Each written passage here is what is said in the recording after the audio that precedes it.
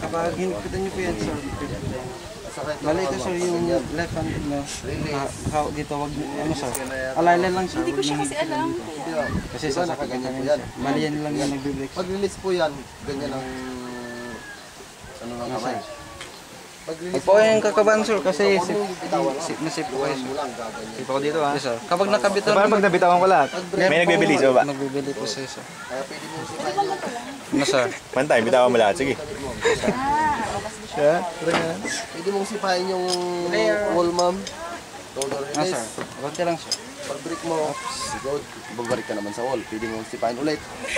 Oo. Kuma-coordinate gone! For the first time, kinakabahan ako! Kaya mo yan, kaya mo yan. Kaya mo yan. Harap lang, sir. Kasi kailangan akong gumawa, hindi sila ang gagawa. Kasi atas lang konti, sir. Siya ang nervous. Ayan. Okay? Oh. Huwag po kayo titingin sa baba para ano. Okay. Scott position, Ah, ma'am. sir. Ganyan mo, sir. Sige, lagay mo sa likod mo. Hindi ko mahulog yan. Ah, Upo sir, ka na. upo muna, sir. Upo. Upo ka na. Tapos, ito lang. I-push mo yung sarili mo, sir. Huwag mong ilapit. Push mo yung tuhod mo. Huwag mo munang i-release, sir. Push mo, sir. Push mo. Hindi, sir. Ito mo nang pang. Push. Tatayo kayo, sir. Straight mo yung tuhod mo. Straight mo muna yung tuhod mo. Straight mo. Straight mo, sir. Medyo... Yung kamay mo masyado malapit sa 8. Ibuka mo, Sir, ganyan medyo lang. Pwede mong sipahin yung wall, ma'am. Total release. Higa mo pa yung katawan mo. Yan.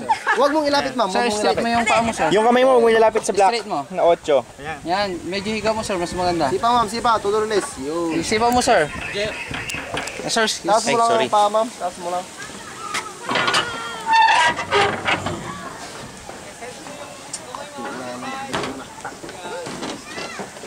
Go!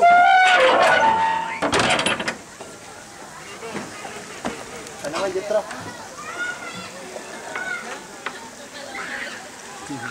May isa.